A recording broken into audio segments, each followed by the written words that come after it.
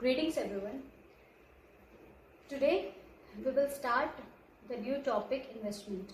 हमने previous lecture में भी इसके बारे में थोड़ा सा पढ़ा था इन्वेस्टमेंट के बारे में, बट ये आधा रह गया था.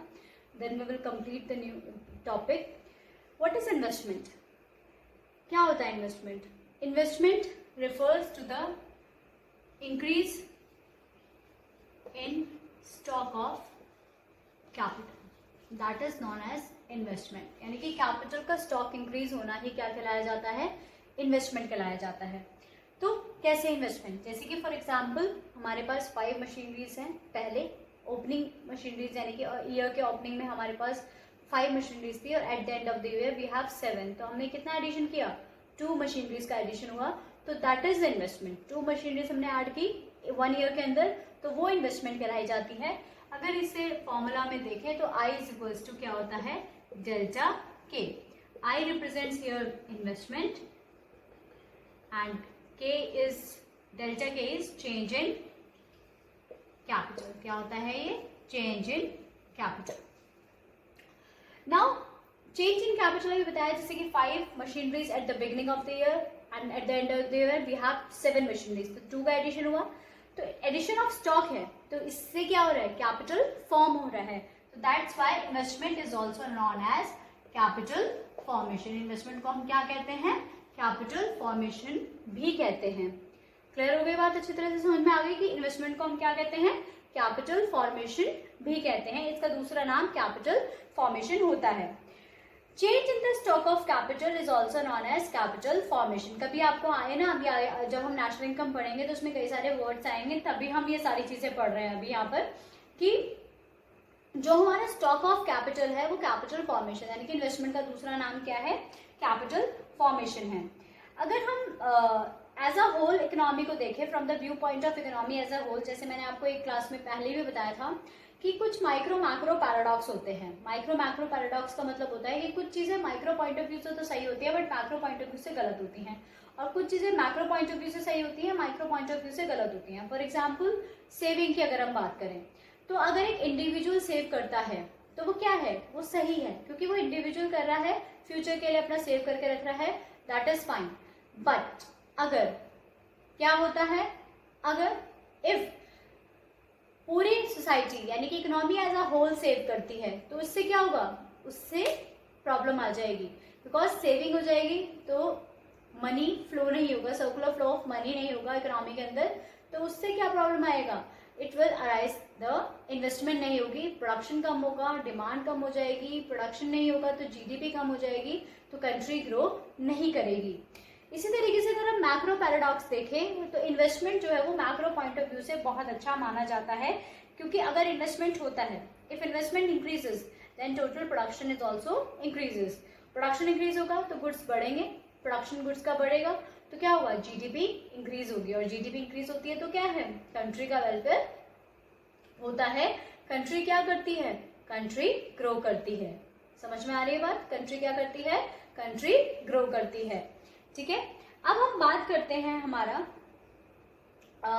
इन्वेस्टमेंट. समझ में आ गया? तो अब इन्वेस्टमेंट क्या है? Investment is the stock of capital. Investment होता है हमारा स्टॉक ऑफ कैपिटल. अब हम बात करते हैं किसकी? इन्वेस्टमेंट जो होती है वो 2 तरीके की होती है. कौन कौन सी इन्वेस्टमेंट होती है? एक तो फिक्स इन्वेस्टमेंट, और एक कौन सी इन्वेस्टमेंट होगी? Inventory investment. एक होगी आपकी फिक्स इन्वेस्टमेंट और एक होगी इन्वेंट्री इन्वेस्टमेंट. जो फिक्स इन्वेस्टमेंट है वो क्या होगा? वर्ड से क्लियर हो रहा है? Fix investments are those investments which increases the fix assets of the producers. अगर फिक्स असेट्स बढ़ रहे हैं तो that will be the fix investment. For example जैसे भी मैंने मशीनरीज का एग्जांपल दिया है कि अगर ओपनिंग उसमें उसके पास कितनी मशीनरीज हैं? 5 मशीनरीज हैं, और at the end of the year एक प्रोड्यूसर के पास 7 मशीनरीज हैं, तो उसका कितना एडिशन हो रहा है? 2 मशीनरीज का. तो that will be the fix investment. वो क्या होगा? उसका फिक्स इन्वेस्टमेंट होगा, because it increases the fix assets of the producer. वो क्या बढ़ा रहा है? फिक्स असेट्स बढ़ा रहा है, तो that will be the fixed investment. ठीक है. तो अगर फिक्स इन्वेस्टमेंट को निकालना है तो कैसे निकालोगे? Stock of fix assets eight the end of the year minus stock of fix assets eight the beginning of the year. Like हमने 7 - 5 इज इक्वल्स टू 2. तो that will be the fixed investment. वो कहलाया जाएगा fix investment. क्या formula हुआ? Stock of fix assets eight the beginning of the year and the stock of fix assets eight the end of the year minus stock of fix assets eight the beginning of the year, that will be the fix investment. वो क्या होगा? हमारा fix investment होगा।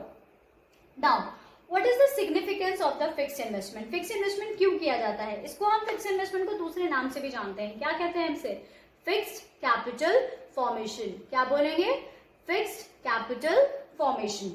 तो इसका मतलब क्या है? इसका मतलब है increase in the stock of capital in terms of fix assets. अब what is the significance of the fix investment? देखिए क्या होगा फिक्स इन्वेस्टमेंट से। अगर फिक्स इन्वेस्टमेंट बढ़ रही है, इसका मतलब क्या हो रहा है? मशीनरी इंक्रीज हो रही है। अगर हम बात करेंगे फिक्स इन्वेस्टमेंट की यहाँ पर, तो अगर फिक्स इन्वेस्टमेंट रेज हो रही है, बढ़ रही है, तो फिक्स इन्वेस्टमेंट हो रही है, तो इसका मतलब क्या है? मशीनरीज बढ़ रही है, फिक्स एसेट्स बढ़ रहे हैं। फिक्स एसेट्स क्या हो रहा है? फिक्स एसेट्स इंक्रीज होंगे। अगर फिक्स एसेट्स इंक्रीज होंगे तो क्या होगा? प्रोडक्शन बढ़ेगा। समझ में आ रही है? प्रोडक्शन बढ़ता है, it raises the production capacity of the producers. अगर प्रोडक्शन कैपेसिटी बढ़ती है तो इससे क्या होगा? लेवल ऑफ आउटपुट भी क्या होगा? लेवल ऑफ आउटपुट भी क्या होगा? राइज होगा। लेवल ऑफ आउटपुट राइज होगा।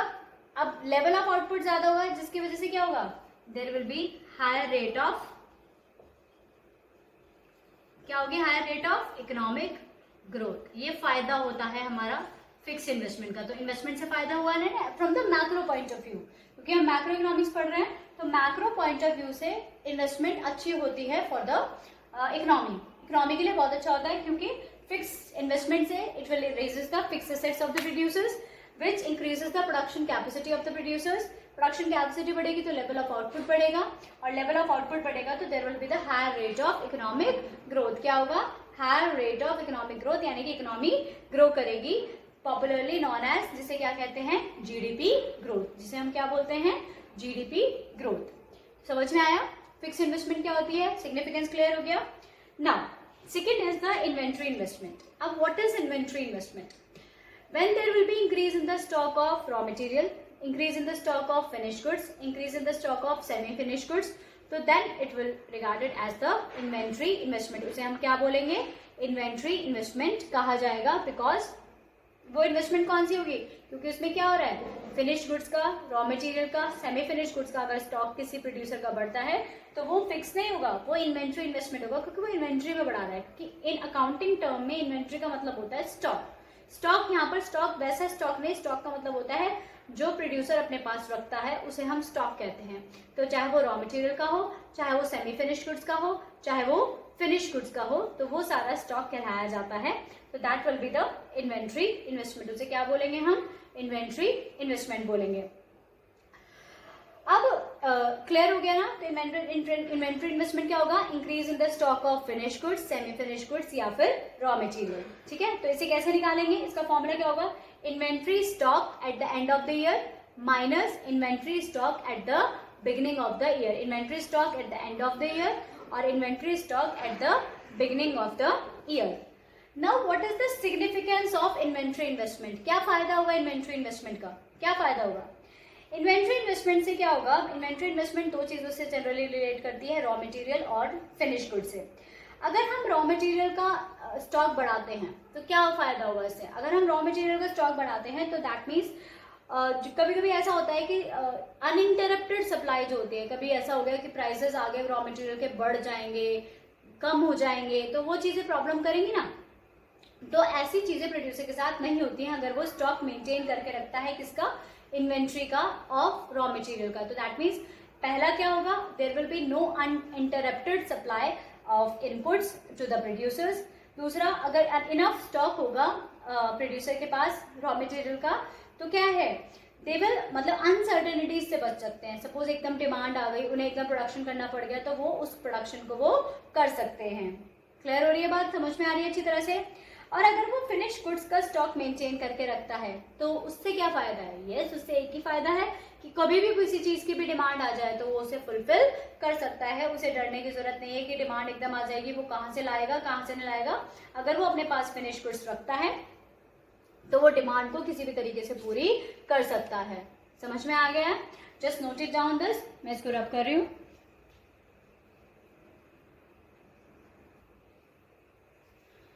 अब जो इन्वेंट्री स्टॉक होता है वो दो तरीके का होता है। इन्वेंट्री स्टॉक जो प्रोड्यूसर मेंटेन करता है वो दो तरीके का होता है, एक तो डिजायर्ड इन्वेंट्री स्टॉक होता है और एक अनडिजायर्ड इन्वेंट्री स्टॉक होता है। वे क्या होता है, डिजायर्ड और अनडिजायर्ड।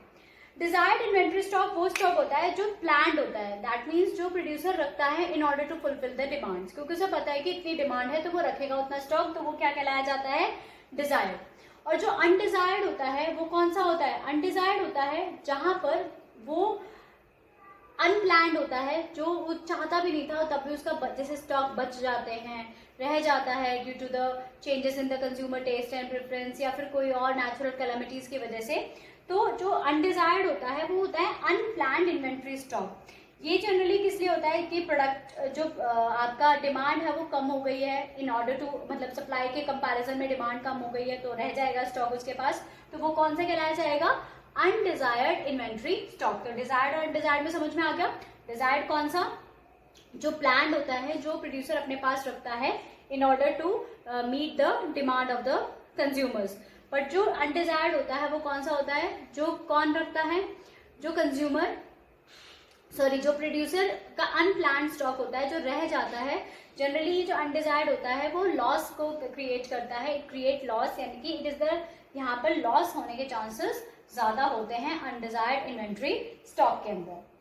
अब अगर हम इन्वेस्टमेंट की बात करें तो इन्वेस्टमेंट 3 टाइप्स की और होती है। इन्वेस्टमेंट मतलब इन्वेस्टमेंट को 3 तरीके से निकाला जा सकता है। क्या होता है, वैसे तो 2 ही है, एक तो होता है ग्रॉस इन्वेस्टमेंट और एक होती है नेट इन्वेस्टमेंट। अब जो ग्रॉस इन्वेस्टमेंट होती है इसका फॉर्मूला होता है टोटल इन्वेस्टमेंट। ग्रॉस का मतलब ही टोटल होता है। तो जब हम फिक्स इन्वेस्टमेंट को किसके साथ जोड़ देते हैं, इन्वेंट्री के साथ जोड़ देते हैं, तो क्या निकल के आ जाती है, हमारी ग्रॉस इन्वेस्टमेंट निकल के आ जाती है, fix investment plus inventory investment. Net क्या होती है, नेट का मतलब होता है, नेट होती है ग्रॉस माइनस डेप्रिसिएशन। जो भी हमारे एक्सपेंसेस होते हैं जब हम उसे माइनस कर देते हैं। इन्वेंट्री में तो ऐसा कुछ नहीं होता, बट फिक्स इन्वेस्टमेंट में फिक्स एसेट्स होते हैं और फिक्स एसेट्स पे हमेशा क्या लगता है, डेप्रिसिएशन। ये एक ऐसा एक्सपेंस है जो लगता ही लगता है, हमेशा लगता है, तो डेप्रिसिएशन। तो जब ग्रॉस में से डेप्रिसिएशन को माइनस कर देते हैं तो वो क्या बन जाता है, नेट इन्वेस्टमेंट। समझ में आ गया। तो ग्रॉस इन्वेस्टमेंट क्या होगा, fix investment plus inventory, that means इसके अंदर डेप्रिसिएशन इंक्लूडेड है। और नेट के अंदर क्या होगा, ग्रॉस इन्वेस्टमेंट माइनस डेप्रिसिएशन। इसका मतलब इसके अंदर से हम डेप्रिसिएशन को एक्सक्लूड कर देंगे, क्योंकि जो कैपिटल गुड्स होते हैं, जो हमारे फिक्स एसेट्स होते हैं, वो जनरली रिप्लेसमेंट वैल्यू होती है उनकी। तो उसकी जो रिप्लेसमेंट वैल्यू होती है वो कैसे निकाली जाती है, डेप्रिसिएशन को माइनस करके, डेप्रिसिएशन लगा के कि इसमें कितना डेप्रिसिएशन लगेगा वो इसके अंदर से निकाली जाती है। तो फिक्स इन्वेस्टमेंट के अंदर डेप्रिसिएशन इंक्लूडेड है। जब इसमें से डेप्रिसिएशन माइनस कर देते हैं तो वो क्या निकल के आ जाता है, नेट इन्वेस्टमेंट। क्लियर हो गई, समझ में आ गया अच्छी तरह से। तो नेट इन्वेस्टमेंट वही है। अगर आपसे कोई सिग्निफिकेंस ऑफ नेट इन्वेस्टमेंट पूछ ले तो आप वही बताएंगे जो मैंने आपको फिक्स इन्वेस्टमेंट की बताई है, कि अगर नेट इन्वेस्टमेंट बढ़ेगा तो it will increase the production capacity of the producer. Production capacity बढ़ेगी तो प्रोडक्शन बढ़ेगा, गुड्स एंड सर्विसेज बढ़ेंगे, जीडीपी बढ़ेगी, इकोनॉमी ग्रो करेगी। सेम सिग्निफिकेंस बताना है फॉर द नेट इन्वेस्टमेंट। अगर आपसे फिक्स इन्वेस्टमेंट का पूछ ले तो भी वही चीज है, और अगर आपसे नेट इन्वेस्टमेंट का पूछ ले तो भी वही चीज है। ग्रॉस माइनस डेप्रिसिएशन इसका फॉर्मूला होता है। क्लियर हो गया अच्छी तरह से। अगर आपके बीच में इसमें से डिफरेंस पूछे तो बता सकते हो, ग्रॉस का मतलब क्या है, total of all the investment, और नेट का मतलब क्या है, ग्रॉस में से डेप्रिसिएशन इंक्लूड माइनस कर देते हैं। तो it includes depreciation, it excludes depreciation, मतलब ये इंक्लूड करता है डेप्रिसिएशन, और एक फॉर्मूला बता सकते हो। ठीक है। Now what is the meaning of depreciation, what is the meaning of depreciation, आपने पढ़ा होगा डेप्रिसिएशन क्या होता है। Depreciation means loss in the value of fix assets, या फिर हम बोल सकते हैं fall in the value of fix assets. अब फॉल, डेप्रिसिएशन जो होता है वो fall in the value of fix assets होता है। वो किसकी वजह से होता है, because of normal wear and tear, ठीक है, एक्सपेक्टेड ऑब्सोलेसेंस। एक्सपेक्टेड ऑब्सोलेसेंस का मतलब होता है कि हमें पता होता है कि किसकी वजह से वैल्यू कम हो रही है। ठीक है। तो एक चीज होती है, एक तो एक्सपेक्टेड होती है और एक अनएक्सपेक्टेड होती है। ये एक्सपेक्टेड है, एक्सीडेंटल लॉस, ये भी डेप्रिसिएशन का ही पार्ट होता है।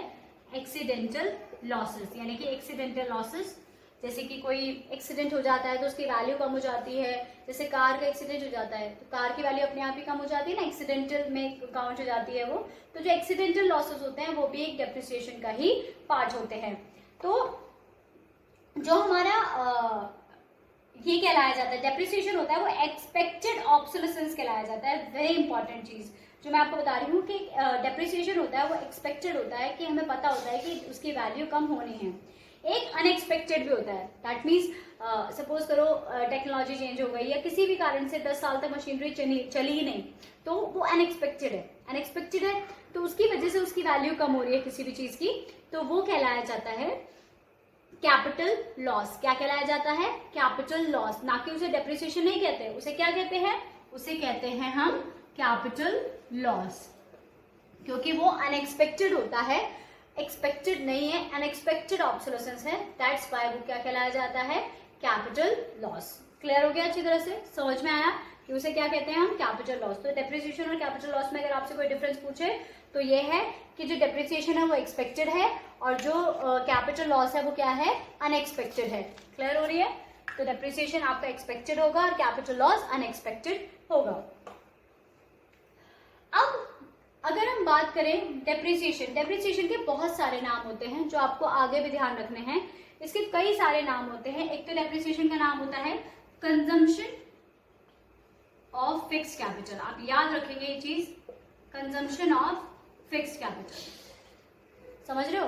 कंजम्पशन ऑफ फिक्स्ड कैपिटल इसका नाम होता है। एक्सपेक्टेड ऑब्सोलेसेंस भी इसको कहते हैं, एक नाम ये भी होता है expected obsolescence, consumption of fixed capital. और change in the value of fixed assets ये भी कहा जाता है कि जब वैल्यू चेंज हो रही होती है उसकी, तो ये हमारा किसका है? ये आपका डेप्रिसिएशन के नाम होते हैं। डेप्रिसिएशन को दूसरे नाम से जाना जाता है कंजम्पशन ऑफ फिक्स्ड कैपिटल। आप जब नेशनल इनकम के क्वेश्चन करोगे आपको कहीं पर भी डेप्रिसिएशन नजर नहीं आएगा, आपको हर जगह लिखा होगा कंजम्पशन ऑफ फिक्स्ड कैपिटल। तो आपको वो ध्यान रखना है कि वो क्या होता है। ठीक है। अब एक फंड बनाया जाता है depreciation reserve fund. Depreciation reserve fund वो फंड होता है, वो किस लिए बनाया जाता है? To replace the worn out fixed assets, यानी कि जो हमारे बेकार फिक्स्ड एसेट्स होते हैं उसको रिप्लेस करने के लिए पहले से एक फंड, एक ऑर्गेनाइजेशन तैयार करके रखती है ताकि उसको हम रिप्लेस कर सकें। ठीक है, समझ में आ गया डेप्रिसिएशन। और ये जरूरी होता है कि जो हमें पता है कि ये चीज होनी है और 10 साल बाद 15 साल बाद मशीनरी खराब होनी है, तो उसका हम रिजर्व पहले से ही बना के चलते चले जाते हैं ताकि हमें आगे आने वाले समय में दिक्कत ना हो। इसीलिए हम बनाते हैं डेप्रिसिएशन रिजर्व फंड। एक्सपेक्टेड और अनएक्सपेक्टेड ऑब्सोलेसेंस समझ में आ गया? एक्सपेक्टेड वो है जो पता है हमें, जो होना है, loss in the value of fixed assets. Unexpected वो है जो हमें नहीं पता होता, ठीक है, वो अनएक्सपेक्टेड होता है। तो अनएक्सपेक्टेड को हम क्या बोलते हैं? Capital loss. और एक्सपेक्टेड को क्या बोलते हैं? डेप्रिसिएशन। क्लियर हो गया अच्छी तरह से? Just note it down.